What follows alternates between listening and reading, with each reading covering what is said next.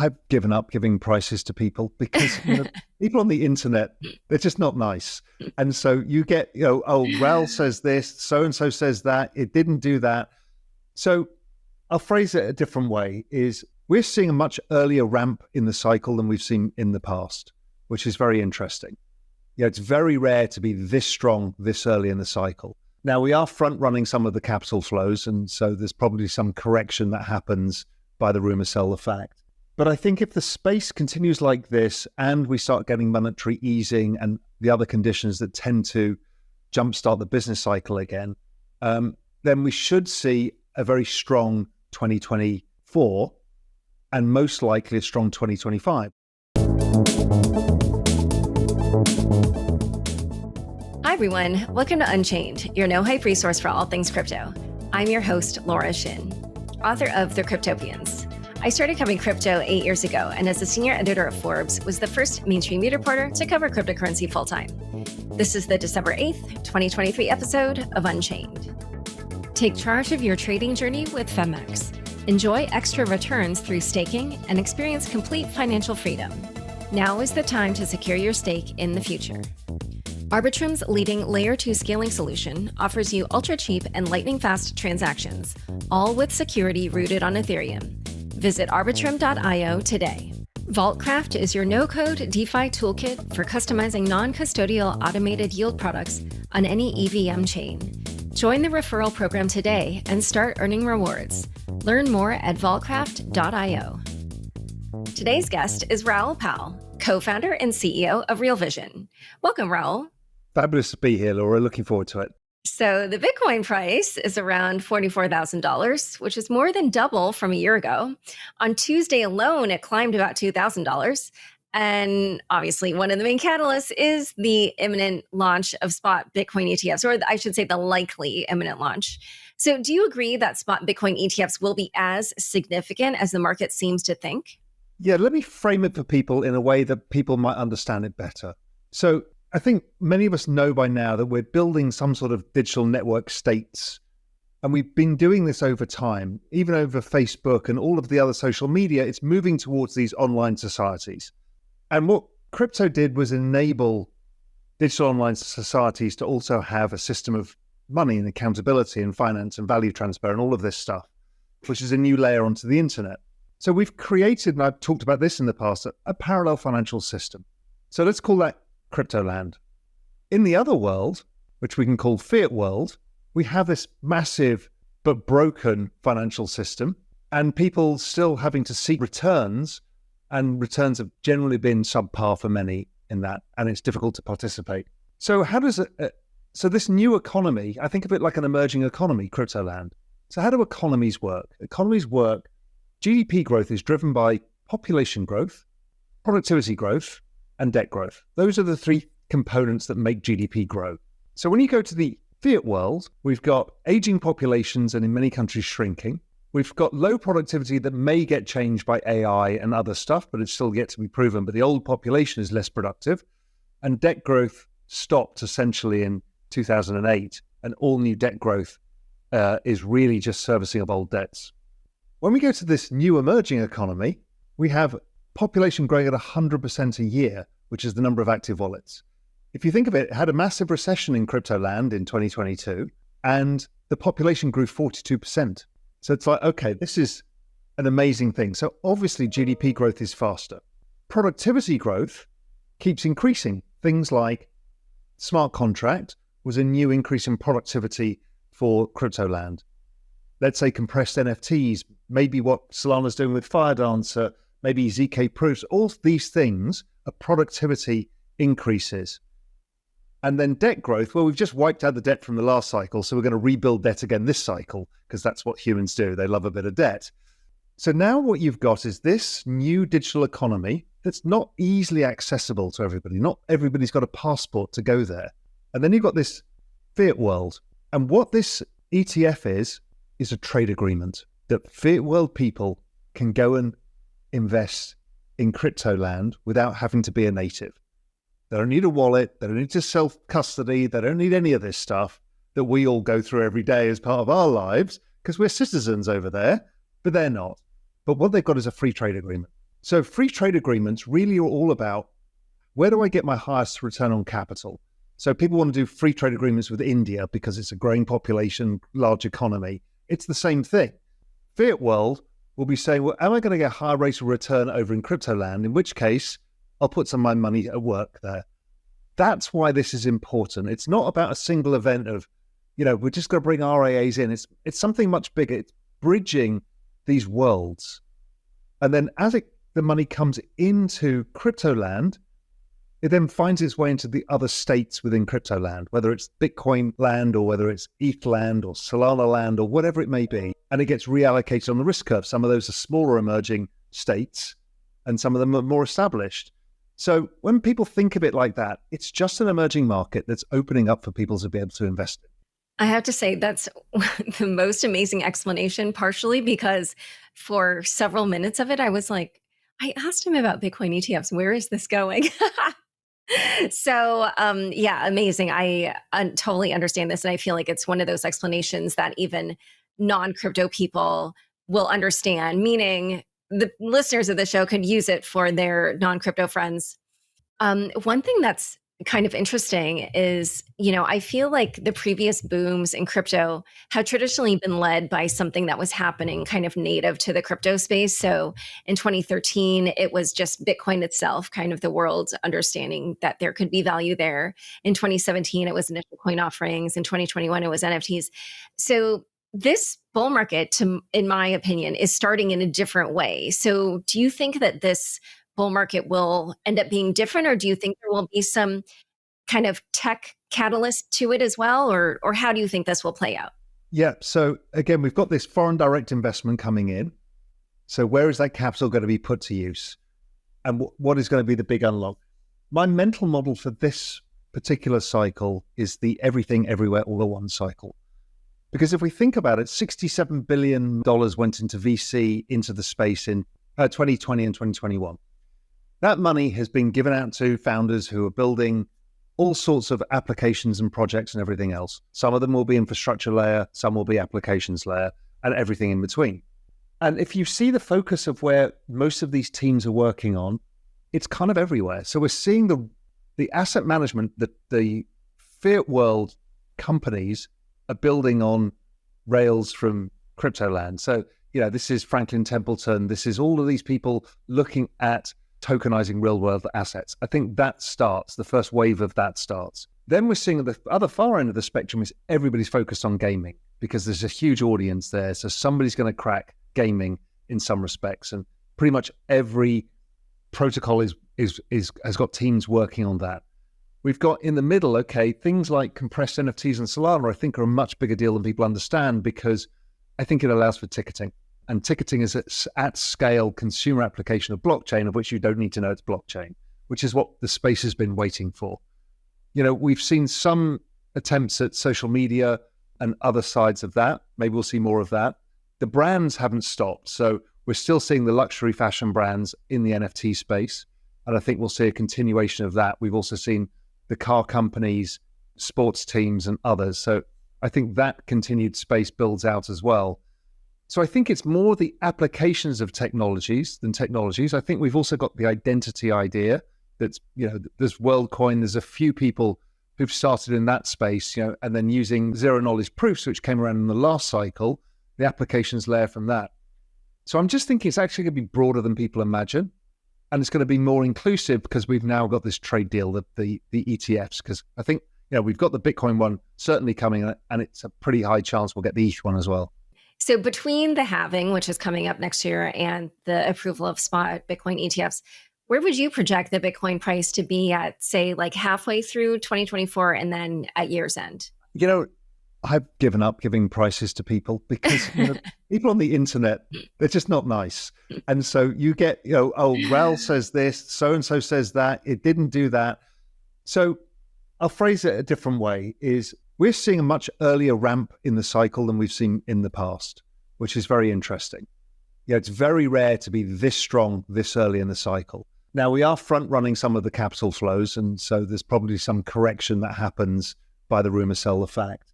But I think if the space continues like this and we start getting monetary easing and the other conditions that tend to jumpstart the business cycle again, then we should see a very strong 2024 and most likely a strong 2025. The business cycles have been almost like clockwork, 2-year up cycles, 1 year peaking, 1 year down.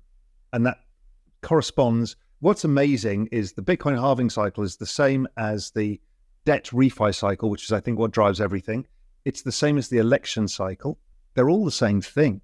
So, if that continues to repeat, then it should go until 2026 when that should be a bear market year. But, let's see. So I am obviously very bullish. I don't know. And I was talking to Nova about this yesterday. I've got 3 outcomes in my head that I'm juggling with.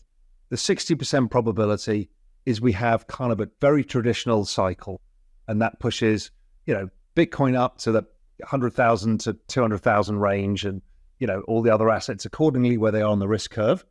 There's a 20% chance this early start is signifying something much bigger, which is the larger adoption and the more capital into the space, which leads to larger price rises than people expect, because people are quite scarred because the last cycle seemed shorter than most people expected. Everyone thought there was another final leg higher, and that never really happened. The kind of 100,000 Bitcoin, the laser eyes idea never got there. But maybe this time the shock is for excess returns beyond expectations. The other side that I grapple with as well is, well, maybe the whole cycle's front-loaded, and in fact it's shorter, but more violent in 2024. So those are the 3 scenarios that I'm juggling in my head with, but 60% probability is it just does what it says on the tin and repeats what it usually does. In a moment, we're going to talk about some of the other assets besides Bitcoin, as well as some current debates in crypto. But first, a quick word from the sponsors who make this show possible. Did you catch wind of Femex's commitment to sharing a portion of its revenue with the community? It's indeed true, as Femex is actively striving for a decentralized future where the community takes center stage. Join the Femexia movement, boost your earning potential, and indulge in the ultimate staking benefits, all while having the support of a reliable exchange behind you. Your future self will thank you for staking today. For more details, visit femex.com. Take the chance to reshape the future of trading. Arbitrum stands at the forefront of innovation as the premier suite of Layer 2 scaling solutions, bringing you lightning-fast transactions at a fraction of the cost, all with security rooted on Ethereum. From DeFi to gaming, Arbitrum One plus Nova is home to over 500 projects.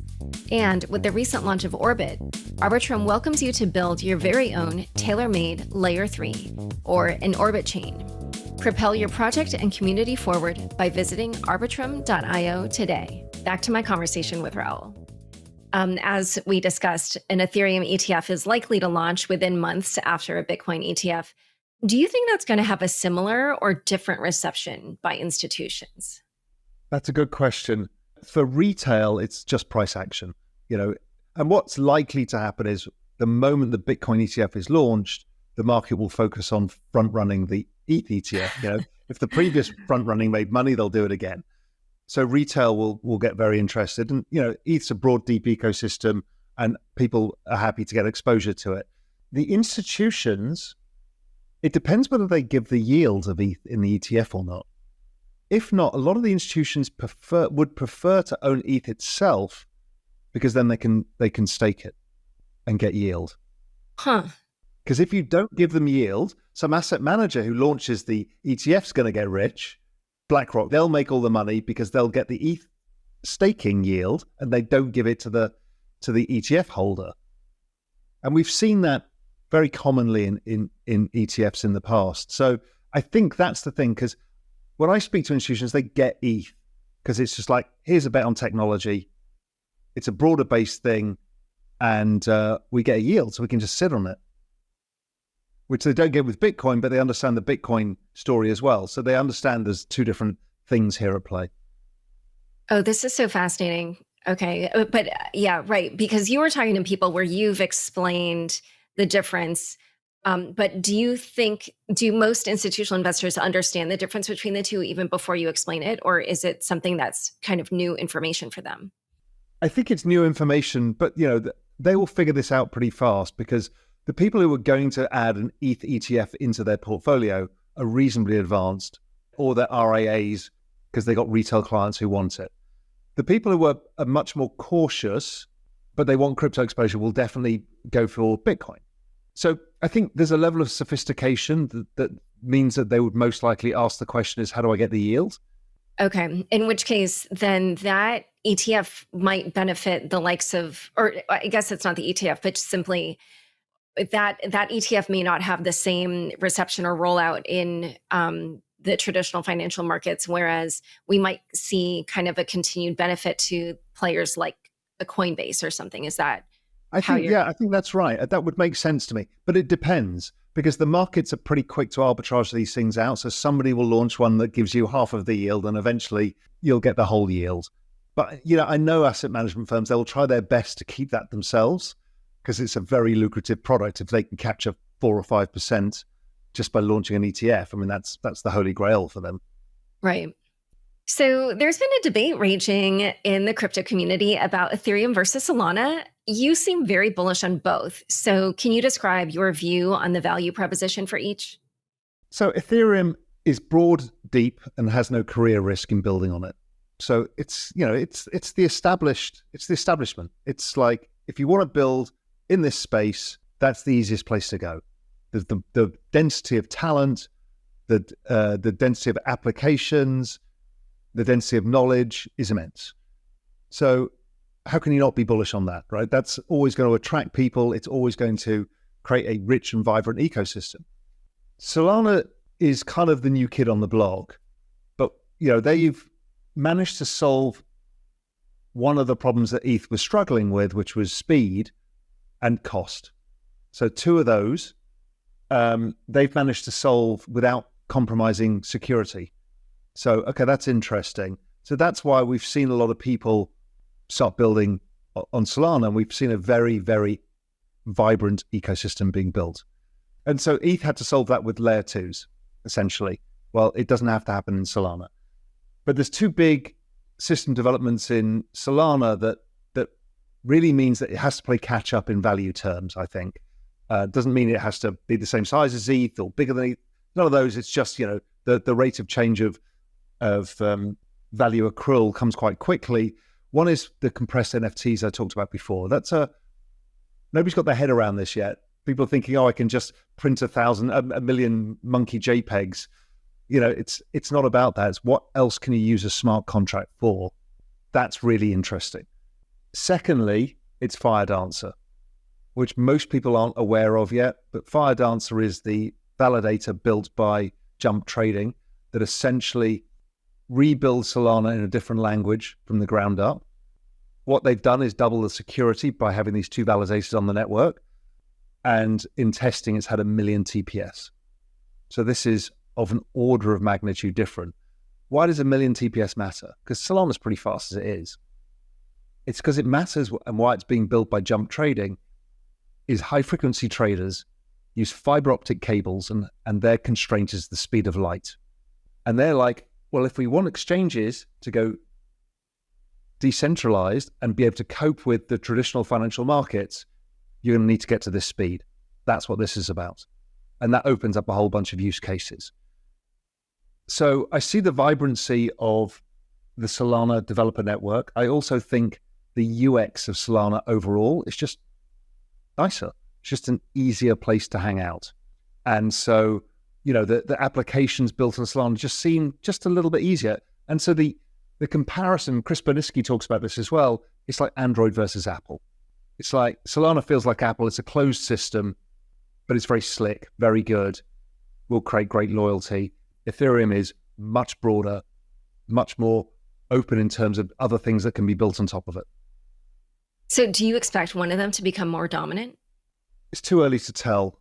I mean, I would remain that ETH remains dominant because, there is always innovation going on in ETH. It's not like it's a dead chain. So I just assume that the amount of smart people in the entire ETH ecosystem will bring breakthrough after breakthrough. But I just think there's a big catch up in valuation terms of the Solana network versus ETH network. Should it be a multi-$100 billion ecosystem? Could it be? Probably. Could ETH be a $1 trillion plus ecosystem? For sure. I'm not sure that the pecking order changes.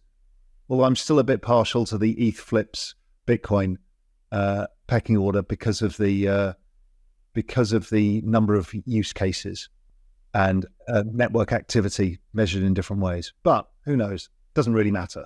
Yeah, those are fighting words. Obviously, I'm sure you know. I do. And again, it doesn't matter to me. I'm an investor in all three. It's, yes, I'm philosophical about the whole space as well, but also I'm an investor. Yeah, and I actually think just from the way you've described them, you've kind of pointed out what the value proposition is for each. So it's like if you're having an investment thesis around each of them, it's separate. They fill different niches in your portfolio. So I also want to cover this BRC20 token thing, which is, so obviously it's taken off on Bitcoin. These are the fungible meme coins. It's similar to the ERC20 token standard on Ethereum, but adapted to Bitcoin because Bitcoin doesn't have a way to build tokens in the protocol. So this week, Ordi, which is the biggest BRC20, reached a $1 billion market cap. And I wondered, do you see value in tokens like these BRC20s or similar coins? It may not appear value yet because it all feels like it's memetics being traded. But and I think Udi makes this point pretty clear, it's about that the network can be used for other things. So if you remember, I was talking about Ethereum, and Bitcoin didn't have any other applications layer because it's purely the store of value idea. But when you can do other stuff with that network, that's a very powerful idea. And what does that mean for Bitcoin? I don't know yet, but I can only see it as a positive development. And I know some in the maxi community say, well, this is a terrible waste of block space. They call it spam. Yeah. But, I'm much more open-minded and say, listen, if you've got the most secure OG with the greatest asset, then to allow other applications to be built upon that is probably a good thing. So something that's even more interesting is that now these meme coins are being exported to other chains that actually do allow for native coins to be created on their protocol. So, we've seen ETH inscriptions, there's Solana inscriptions, something called Doginals on Dogecoin. There's a bunch of these, like Polygon has them. So what about that scenario? As you mentioned in Bitcoin, obviously it's creating something new, but then these chains actually already have an ability to create a token on them. The most important difference here, and it's the point that Elon Musk made, is like most NFTs are actually not assets you own. They point to a place in a database for where the asset is stored. Inscriptions are on the chain. And so this is going to have its own value for different things, where provenance is absolutely crucial and something could never take away, a database can't go over, a server can't go over, something that loses the primary source of the information that the smart contract is holding. So yes, I think again, I love this space because we start using technology in stupid ways by creating memes, but really the technology is being bootstrapped into being able to be used for really more meaningful things. And I think the inscriptions idea overall is very powerful. You've said that crypto is macro and macro is crypto.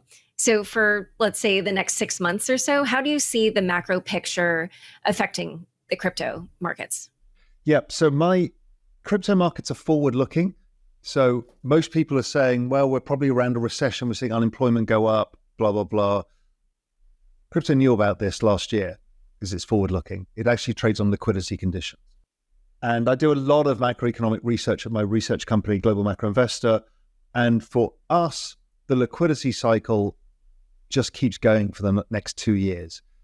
So we will see a bottoming of the economy, maybe Q1, Q2 of next year, that people will visibly start to see things improving, but the markets are already trading it. The equity market's already almost back at the all-time highs, crypto market's ripping because they're discounting this. If we live that 6 months in the future, are the Fed likely to be raising rates or cutting rates? Cutting rates. At worst, they don't do anything. But so the probability is for easing of liquidity conditions. Is there a chance, because we're going to an election year, that they stimulate with fiscal stimulus? Pretty much 100% chance they'd like to buy votes. So 2024 is all about stimulus and economic recovery. That's a very, very, very good backdrop. And that's the transition from crypto and macro spring into crypto macro summer. And that macro summer, crypto summer, is we're starting to see growth pick up, but inflation's not picking up yet. It's still falling from the lagging effects of the old cycle. So inflation is not a problem, growth is going up, and liquidity is coming into the system. That's like the perfect environment. All right. Well, this is the No Hype resource for all things crypto, but this was a very bullish episode. Thank you so much for coming on Unchained. It was fabulous. Really enjoyed it. Don't forget, next up is the weekly news recap, today presented by veteran crypto reporter and Columbia University Knight Bagehot Fellow, Michael Del Castillo. Stick around for This Week in Crypto after this short break. DeFi just got way easier with Vaultcraft, your no-code toolkit for building, deploying, and monetizing automated yield strategies in a few clicks. Forget spending months of R&D and capital when you can instantly launch your crypto fund with Vaultcraft on any EVM chain. From wallets and institutional service providers to anon DeFi degens, anyone can use Vaultcraft to supercharge their crypto. Join Vaultcraft's referral program, unite with the community, and supercharge your crypto. Details on vaultcraft.io. Hello and welcome to our latest crypto roundup. This week we delve into the unfolding legal drama involving Binance's former CEO Changpeng Zhao and Terraform Labs' Do Kwon, as well as significant market movements like Bitcoin's Ordinals coin surpassing $1 billion in value and Ethereum's NFT trading resurgence. We'll also touch on developments in the regulatory landscape and technological updates in the crypto space. I'm Michael Del Castillo, a Knight Bagehot Fellow at Columbia University, and here's your comprehensive recap of this week's events in cryptocurrency. A U.S. judge in Seattle accepted the guilty plea of Changpeng Zhao, the founding and former CEO of Binance. Zhao pled guilty to one count of Bank Secrecy Act violations. This decision by Judge Richard Jones comes amid allegations that under Zhao's direction, Binance failed to comply with sanctions and broke money transmitting laws. Zhao, who has paid $50 million personally and arranged for Binance to pay a $4.3 billion fine, faces restrictions on leaving the U.S. until his sentencing in February. Meanwhile, Binance's new CEO, Richard Tang, has stirred controversy by evading questions about the company's global headquarters and audit practices, though he later confirmed audits and in regulated locations and told the Financial Times European headquarters are in France and the Middle East headquarters are in Dubai. On Thursday morning, the Wall Street Journal reported that Montenegro's Justice Minister Andrej Milovic signaled intentions to extradite Do Kwon, founder of the failed Terra Luna ecosystem, to the United States instead of Korea. This follows a Montenegro court approving his extradition, connected to the $40 billion collapse of the Terra USD and Luna cryptocurrencies. Kwon was arrested in Montenegro with a forged passport and has denied fraud allegations. The U.S. has leveled 8 counts of fraud against him. Simultaneously, Terraform Labs, the company behind the cryptocurrencies, is embroiled in extensive legal issues. In New York, the company has requested a jury to determine the regulatory status of its UST and Luna tokens, amidst SEC scrutiny for alleged unregistered crypto asset securities. Additionally, in Singapore, Terraform Labs and Kwon suffered a legal setback when the High Court refused to dismiss a class action lawsuit against them. The lawsuit, representing 375 claimants who allege a combined loss of $57 million, accuses Terraform Labs of fraudulent misrepresentation in promoting UST. In a notable week for Bitcoin, the Ordinals coin surpassed $1 billion in market value, a first for a Bitcoin ordinal-linked meme coin. Ordi's price has soared 1,800% since early August, significantly boosted by its listing on Binance and other exchanges. This surge coincides with the broader market's uptrend, including Bitcoin's rise over $44,000. That's a 158% increase over the past year. Analyst Christopher McPherson from Arca highlighted Ordi's position as the largest BRC20 token in the Ordinals ecosystem, benefiting from the potential Bitcoin ETF and renewed interest in building on Bitcoin. Simultaneously, the Bitcoin network experienced levels of congestion, not unrelated, largely attributed to a surge in such BRC20 transactions. The mempool, where unconfirmed transactions await network validation, exceeded its usual size, reaching around 1.57 gigabytes, according to data site mempool.space. The congestion linked to the popularity in Bitcoin ordinals inscriptions has sparked debate among Bitcoin developers. Luke Dastier, a Bitcoin Core developer, criticized these inscriptions for exploiting what he characterizes as vulnerabilities in the Bitcoin Core software, potentially disrupting the network's efficiency and security. Dastier's concerns reflect the growing pains of the evolving Bitcoin ecosystem as it adapts to new technologies such as NFT-like inscriptions.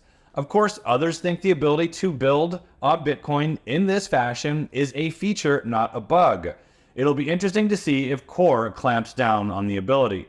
Speaking of which, the latest Bitcoin Core update, version 26.0 for those who are counting, is now live, featuring a new version 2 protocol for improved security against Eclipse attacks that let malicious parties manipulate a node to behave in a way that it otherwise would have, and encrypted connections between nodes. The update also speeds up the process of bringing nodes online with an unspent transaction output snapshot, significantly reducing the time needed compared to the traditional full sync method. In a controversial decision, a French court has reportedly acquitted two brothers known as Mohammed M. and Benar M., who were responsible for illicitly withdrawing $8.5 million from decentralized finance protocol Platypus. Using a flash loan attack, the brothers exploited a code error, withdrawing funds through an uncollateralized loan and causing Platypus to suspend trading. Some consider this theft. Despite their admission to taking the assets in court, however, the brothers defended their decision to do so as those of, quote, ethical hackers, intending to return the stolen funds, they say, for a 10% fee, akin to a bug bounty without permission.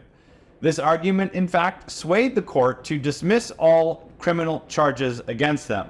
Furthermore, Platypus suffered another significant setback with a $2.2 million loss in a subsequent flash loan exploit, although 90% of these funds were also later recovered.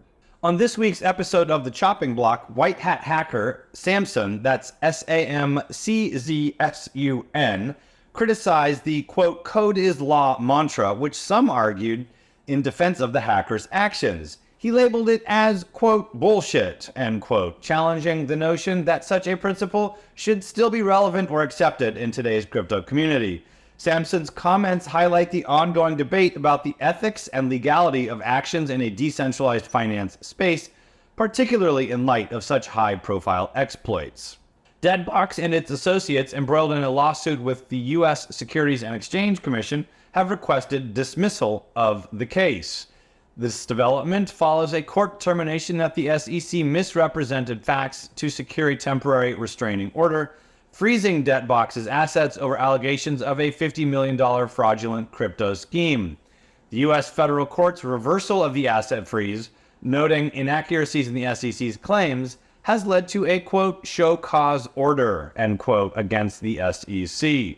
Meanwhile, on the regulatory front, JP Morgan CEO Jamie Dimon told Senator Elizabeth Warren that the government should shut down crypto, citing anti-money laundering concerns. Quote, the only true use case for it is criminals, drug traffickers, money laundering, tax avoidance, end quote, he claimed.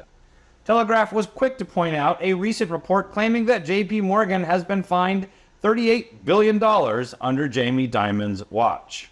Continuing with the regulatory news, Representative Patrick McHenry, a prominent advocate for crypto in Congress, announced that he will not seek re-election in 2024. McHenry, who chaired the Financial Services Committee, has been instrumental in advancing crypto-related legislation, including the notable Financial Innovation and Technology for the 21st Century Act, or, for those who don't like the mouthful, FIT Act, which seeks to establish comprehensive rules for the crypto market. His departure represents a notable loss for the industry, as he was a key ally and a major recipient of campaign donations from crypto players. McHenry's decision follows a trend of crypto-friendly legislators leaving Congress, including Pat Toomey and Debbie Stabenow, further impacting the industry's representation in legislative matters. His departure raises questions about the future of his signature crypto legislation and the leadership succession within the Financial Services Committee. The non-fungible token market on the Ethereum blockchain is witnessing a significant resurgence, reaching the highest trading activity seen in the last 6 months. The trading volume of NFTs exceeded 105,000 ETH in the week ending December 4, marking a sharp 250% increase since early October. This revival follows a 2-year low, possibly indicating renewed market confidence. Notably, the vintage NFT collection CryptoPunks saw a 45% increase in its floor price, reaching 57.2 ETH. Will Sheehan, CEO of blockchain analytics firm Parsec, likened this rally to a Bitcoin surge for the NFT market. The trading surge coincides with Ethereum's price rise to about $2,200, further fueling the NFT market's positive momentum. Notably, however, the majority of NFT trades are happening on Blur, a platform designed for high-frequency traders. In other words, these people aren't actually holding the assets. They're just moving them around really quick and hoping to make some money. OpenSea ranks second. Dogecoin, known for its satirical inception, making fun of cryptocurrency, celebrated its 10th anniversary on Wednesday. Initially created as a joke, Dogecoin has grown into a significant digital currency with a market capitalization exceeding $14 billion. Billy Marcus, the co-creator, humorously reflected on its unexpected success, noting the currency's surprising valuation. Over the years, Dogecoin has seen both charitable uses, like supporting the Jamaican bobsled team, and endorsements from high-profile individuals like Elon Musk, boosting its value and popularity.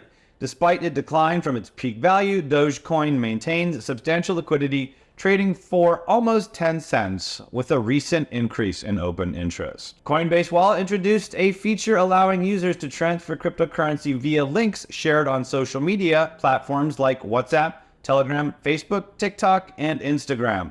This functionality aims to make sending crypto as straightforward as texting. When recipients click on the shared link, they're directed to the Coinbase Wallet app to claim the funds. Additionally, if the transferred funds remain unclaimed for 2 weeks, they are automatically returned to the sender. Notably, transfers made in USDC stablecoin are exempt from fees. In a remarkable display of investor confidence or desperation for new investment opportunities, depending on how you look at it, Ethereum Layer 2 Blast, still in development, attracted $700 million in locked assets. That's despite the fact that it doesn't even have an operational testnet.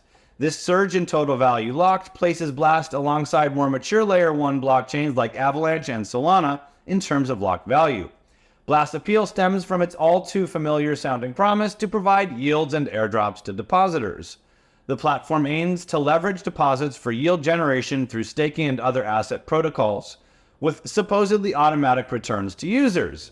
With backing from Paradigm and other notable crypto investors, Blast's rapid accumulation of funds could reflect a growing appetite for risk among crypto investors, anticipating a midterm bull run, or just short memories of similar get-rich-quick offers that didn't pan out. Caveat emptor. And that's all. Thanks so much for joining us today. Unchained, as always, is produced by Laura Shin, with help from Kevin Fuchs, Matt Pilchard, Juan Aronovich, Megan Gavis, Nelson Wang, Shawshank, and Margaret Curia. The weekly recap was written by Juan Aronovich and edited by myself, Michael Del Castillo. Thanks so much for listening. Have a great weekend.